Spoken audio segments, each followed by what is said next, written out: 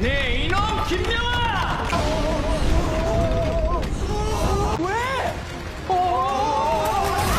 Halo guys, balik lagi ke channelnya Mimin. Gimana kabar teman-teman semua? Semoga baik-baik aja ya. Oke, di video kali ini mari kita lanjutkan review dari drama Oh My Ghost Clients yang makin seru tentunya. Bagaimana kelanjutannya? Ini dia, by Mimin. Nah, Hiju khawatir banget dan terus mencoba untuk menghubungi No Mujin, tapi ternyata enggak nyambung sama sekali dan dia khawatir kalau terjadi sesuatu kepada Mujin. Kemudian dia mengajak Ginwoo untuk melakukan pengecekan di manakah Mujin sekarang berada. Nah, akhirnya mereka berdua pergi dan pergilah mereka ke gudang di tempatnya Mujin itu janjian sama Pak Choi, tapi nggak ada satu orang pun di sana. Dan mereka hubungin Pak Choi juga nggak ada aktif sama sekali nomornya. Kemudian mereka memutuskan untuk melapor ke kantor polisi. Tapi karena memang belum 24 jam dan juga mereka tidak ada keterangan yang jelas, polisi memutuskan untuk tidak mau menanggapi laporan mereka. Dan polisi mengatakan bahwa paling juga entar dia pulang karena mungkin menemui kliennya dia. Nah, keesokan paginya pas lagi nonton TV, Hiju dan juga Ginwoo melihat di berita kalau ternyata ada Pak Choi dan juga Mujin yang ditangkap dan juga dibawa ke kantor polisi. 곳에서 은밀하게 만나셨을까요? Mujin yang sekarang sedang diinterogasi sama polisi menjelaskan bahwa dia nggak kenal sama sekali dengan Pak Choi. Dia kesana hanya ingin membuat konten aja. Lalu dia tunjukkanlah konten-konten YouTube-nya kepada polisi dan dia juga sengaja bertemu sama Pak Choi untuk membuat viewersnya semakin banyak. Kayak kan yang lagi viral tuh. Jadi dia memanfaatkan kesempatan. Nah, gara-gara itu dia akhirnya dibebaskan dari kantor polisi. Lalu dia memberikan kabar kepada Hiju dan juga Ginwoo bahwa dia udah keluar dari kantor polisi dan juga baik-baik aja. Jadi intinya dibilang sama Pak Choi bahwa ada sebuah disk lepas yang ada di dalam kulkasnya dia di kantornya. Jadi mereka harus segera menemukan flash disk tersebut. Nah, tapi beberapa saat kemudian ada orang suruhan dari perusahaan yang Luchnut itu menciluk si No Mujin. Mereka membawa Mujin ke sebuah tempat dan akhirnya mereka sekaplah Mujin di sana. Kemudian Hiju dan juga Ginwoo itu bingung kan. Mereka teleponin Mujin cuma HP-nya itu yang angkat orang lain. Lalu mereka mintalah HP tersebut tapi orang itu malah meminta bayaran. Jadi terpaksalah mereka bayar untuk mendapatkan HP-nya Mujin. Nah, setelah itu mereka mencoba mencari tahu di mana Mujin dan mereka juga akan pergi ke kantornya Pak Choi untuk mendapatkan disk lepas yang dibilang sama Mujin kepada mereka tadi. 온다. 애들 온다 애들 온다. By the way, hantu-hantu itu tetap aja menempel sama Mujin dan mereka mengabarkan bahwa orang-orang preman-preman tadi itu sudah kembali dan juga akhirnya mereka menanyai Mujin apakah Mujin mau bekerja sama dengan mereka ataupun tidak.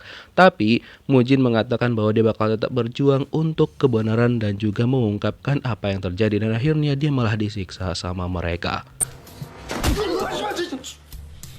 Hantu-hantu itu nggak bisa berbuat apa-apa karena kan mereka itu nggak bisa menyentuh manusia. Jadi ya udah terpaksalah mereka biarkan. Dan untuk Pak Choi, dia itu kan mencoba untuk tetap dengan pendiriannya dan juga membongkar semuanya. Tapi malah dia dipengaruhi sama si pengacara Luchnut ini. Akhirnya Pak Choi malah jujur dibilang sama dia bahwa ada disk lepas yang berisi rekaman di kulkasnya dia. Tapi gara-gara itu dia akhirnya menyesal karena kata si pengacara yang awalnya mau ngebantu dia, dibilang bahwa dia bakal dipenjara selama beberapa tahun dan jangan mengusik Presdir Kim Myung-an. Dan akhirnya Pak Choi malah berakhir di penjara gara-gara kebodohannya dia sendiri. Nah, sementara itu di tempatnya Mujin, preman-preman ini malah makan seenak mereka dan mereka menawarkan sama Mujin. Tapi Mujin mencoba untuk tidak selera karena kalau misalkan dia harus bekerja sama mereka. 굳이 그래. Mujin tetap berusaha untuk menahan seleranya dia. Walaupun sebenarnya ada di celananya itu ada jatuh makanan dan dia pengen memakan makanannya, tapi masih berusaha untuk ditahan sama dia. Nah, terus preman-preman itu juga malah nyanyi. Mereka karaokean di sana berdendang untuk mengganggu No Mujin agar dia mau bekerja sama dengan mereka. Nah, kemudian mereka itu ditelepon sama atasan mereka dan mengatakan bahwa ada disk lepas di kantornya Pak Choi dan mereka harus segera menemukan disk lepas itu. Nah, Mujin heran kok mereka mereka bisa tahu ada disk lepas di sana. Dan itu membuat para hantu khawatir juga kalau misalkan disk lepasnya ditemukan, maka bakal sulit nih untuk menjebak si Presidir Kim Yong An itu. Kemudian setelah preman-preman itu pergi, Mujin melepaskan diri dan berharap Hiju dan juga Ginwoo sampai di tempatnya Pak Choi lebih dulu daripada preman-preman itu. Nah, dan bener aja dong, Hiju dan juga Ginwoo akhirnya sampai di sana. Lalu mereka masuk ke kantornya Pak Choi. Mereka cari di mana kulkas yang dimaksud sama Pak Choi. Hingga akhirnya mereka menemukan kulkas itu. Mereka periksa, cuma kan itu gak ada flash disk ataupun disk lepasnya. Lalu mereka ceklah kotak-kotak di situ satu persatu hingga akhirnya Ginwoo menemukan kotak merah itu berisi ada disk lepas. Mereka berdua seneng banget karena berhasil menemukannya. Tapi keburu preman-preman itu udah datang dan akhirnya Hiju dan juga Ginwoo itu ketahuan. Lalu Ginwoo udah turun duluan sedangkan Hiju masih ada di sana dan dia berusaha untuk kabur juga.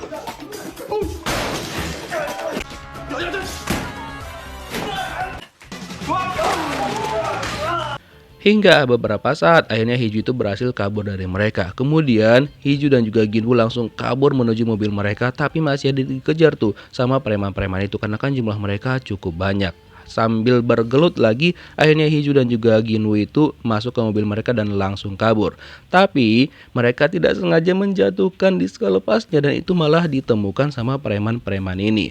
Hingga udah beberapa jauh tuh, barulah Hiju sadar bahwa dia kehilangan disk lepasnya. Jadi ya percuma aja mereka pergi ke sana tapi disk lepasnya malah ditemukan sama preman-preman Lushnut itu. Kemudian pas mereka balik ke kantor, Mujin udah ada di sana dan Hiju menceritakan semuanya bahwa mereka kehilangan disk lepasnya. Hiju tuh benar-benar minta maaf sama Mujin karena itu benar-benar mengecewakan Mujin nantinya. Tapi Mujin bilang sama Hiju bahwa yang penting mereka itu baik-baik aja, tapi Hiju tetap kesal dan juga merasa bersalah banget gara-gara dia menghilangkan disk lepasnya. Dan karena udah capek banget, Mujin bilang udah kita lanjut besok aja.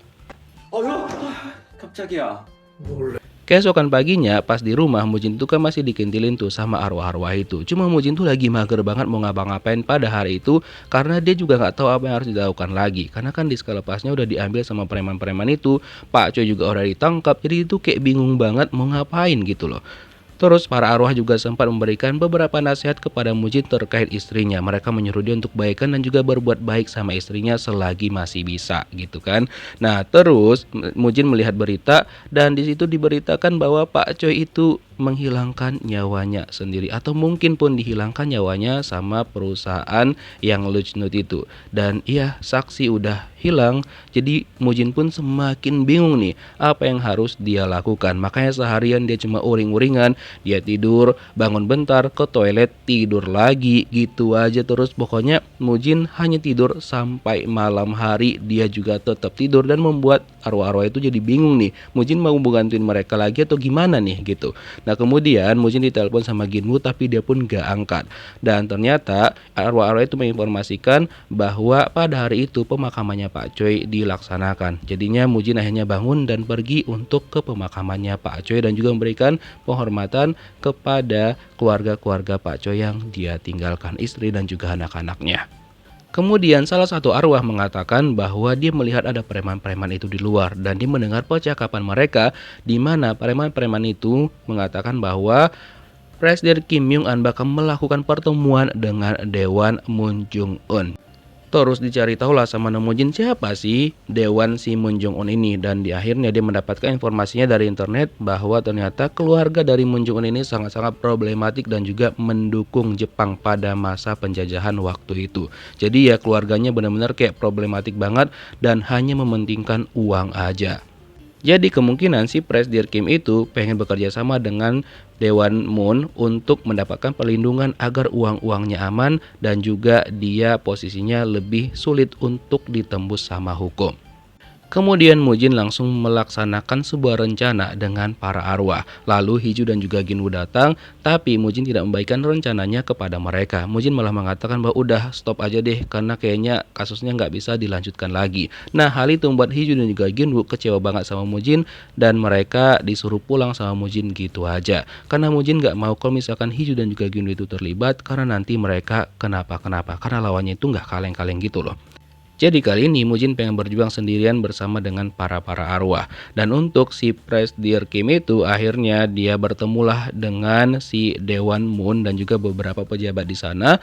Lalu mereka bakal melakukan negosiasi nih dengan si Dewan Moon ini. Karena kan dia taunya hanya uang, uang, dan uang seperti Tuhan Crab.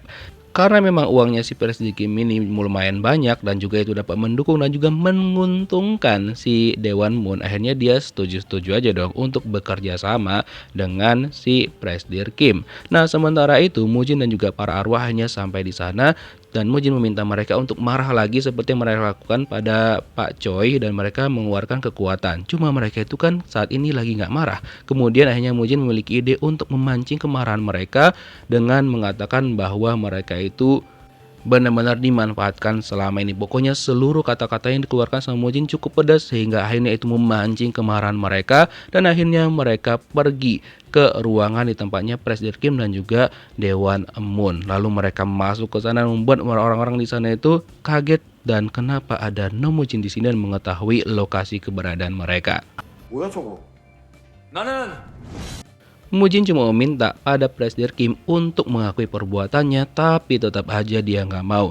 Hingga akhirnya datanglah gempa yang dibuat sama para arwah. 뭐가 무슨 말을 그래? 네 이놈 김명아! 무슨 헛을 짓거리고 누가 있어? Tapi tetap aja si bangke ini tetap nggak mau ngaku dan Mujin semakin menggelak. 왜 그래? Udah kayak gitu pun tetap aja dia nggak mau ngaku sampai-sampai Mujin mengeluarkan api dari tangannya.